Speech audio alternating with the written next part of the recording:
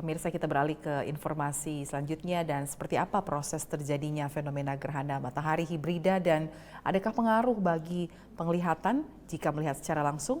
Kali ini kita sudah terhubung dengan Dr. Musli, Kepala Pusat Seismologi, Teknik Geofisika, Potensi dan Tanda Waktu. Ya, selamat sore Pak Musli. Selamat sore, Mbak. Ya, seperti fenomena alam yang terjadi pada hari ini di Indonesia dapat disaksikan juga di beberapa wilayah. Sebenarnya seperti apa proses terjadinya fenomena gerhana matahari hibrida ini? Betul, hari ini tanggal 20 April 2023, sebagaimana kita ketahui di wilayah Indonesia terjadi gerhana matahari hibrida. Eh, Disebut gerhana matahari hibrida pada waktu yang berurutan terjadi gerhana matahari cincin, kemudian gerhana matahari total. Namun demikian, di wilayah Indonesia tidak dapat teramati kedua jenis gerhana tersebut, melainkan yang teramati hanya gerhana matahari total saja yang melintas di wilayah Indonesia bagian timur, yaitu tepatnya di Kota Biak dan Kota Kisar. Eh, Selebihnya di seluruh wilayah Indonesia, bisa disampaikan hampir seluruh wilayah Indonesia itu bisa menikmati gerhana matahari sebagian. Nah, kecuali mungkin di wilayah Aceh bagian utara atau bagian baratnya itu tidak dapat menikmati karena memang magnitudonya relatif nol. Artinya relatif kecil ya. Proses terjadinya, jadi gerhana matahari sebagaimana kita ketahui terjadi akibat dari konjungsi atau matahari, bulan, dan bumi berada pada satu garis lurus. Sehingga bayangan matahari atau cahaya matahari terhalang oleh bulan. Yang kita lihat dari bumi, harusnya cahaya matahari bisa sampai ke bumi, ke permukaan bumi, akan tetapi karena matahari, bulan, dan bumi berada pada satu garis lurus, sehingga bisa tidak teramati di eh, bumi. Akibatnya cahaya matahari tidak sampai ke bumi di lokasi di mana kita alami sebagai gerhana. Nah, berbeda dengan kejadian ada dua hal, ada gerhana matahari total, kemudian ada gerhana matahari cincin. Bagaimana proses bisa terjadi ada gerhana matahari total, ada gerhana matahari cincin? Gerhana matahari cincin relatif posisi bulan relatif lebih jauh sedikit dibandingkan dengan gerhana matahari total. Jadi kalau gerhana matahari total itu bulan berada relatif lebih dekat ke bumi.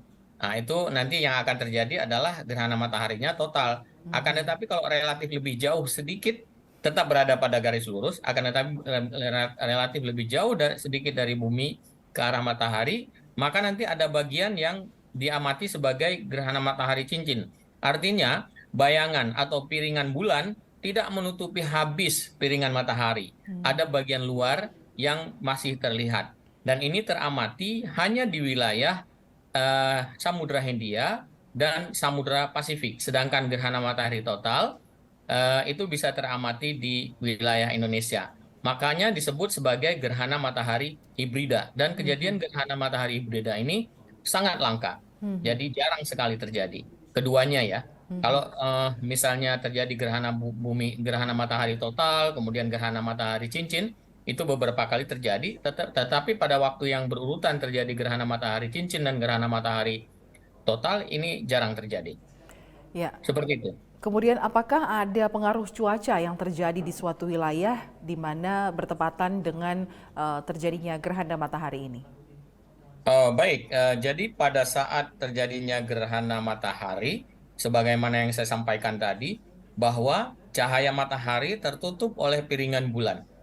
Nah, oleh sebab itu bisa dibayangkan, Mbak, pada saat cahaya matahari tertutup oleh bulan, oleh piringan bulan, maka di yang tadinya terang benderang ya, siang hari jam-jam 2, kalau di saya kebetulan posisinya lagi di Biak untuk mengamati gerhana matahari total, itu kejadiannya pukul 12.20 pas tengah hari ya. Jadi ibaratnya pas lagi siang lagi terang-terangnya kemudian terhalang oleh cahaya oleh bulan, maka temperatur relatif eh, sedikit berkurang gitu ya. Karena memang cahaya matahari tidak menembus akibat dari tutupan dari bulan, piringan bulan. Tapi tidak signifikan sehingga tidak ada dampak khusus yang terjadi. Selain itu, barangkali juga ada pasang naik atau pasang gitu ya, dan itu juga tidak teramati secara signifikan akibat terjadinya gerhana tersebut. Seperti itu. Ya, kemudian dikatakan bahwa dianjurkan atau diimbau agar warga tidak melihat secara langsung karena dapat eh, berakibat fatal kepada mata. Apakah memang cahaya gerhana matahari ini memang lebih menyilaukan daripada tidak terjadi gerhana atau seperti apa, Pak? Sebetulnya seperti ini, Mbak. Jadi, eh, bayangkan Bapak Ibu sekalian atau Mbak dan para pemirsa, bayangkan kalau misalnya saat tidak terjadi gerhana pun, kita tidak sanggup untuk melihat matahari. Iya, Bukankah demikian? iya, iya. Jadi, apalagi misalnya saat terjadi gerhana, ketika piringan bulan menutupi piringan matahari, lantas tiba-tiba terbuka kembali atau tiba-tiba tertutup atau tiba-tiba terbuka, ini sesuatu yang berbahaya. Jadi tidak disarankan bagi masyarakat untuk melihat secara langsung gerhana matahari.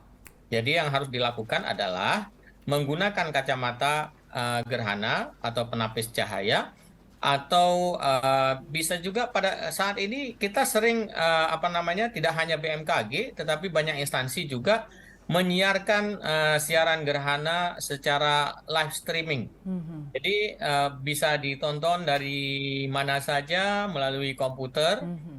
eh, dari posisi pengamatan gerhana di seluruh Indonesia. Baik, Jadi BMKG merilis streaming live terhadap pengamatan gerhana matahari yang dilakukan di 35 titik di seluruh Indonesia.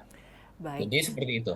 Baik, jadi tidak harus langsung melihat kepada gerhana matahari tersebut ya. Silahkan melihat di channel live streaming yang ada. Baik, terima Betul. kasih Dr. Musli sudah bergabung bersama kami di Presisi Petang. Selamat Terima sore. kasih. Selamat sore.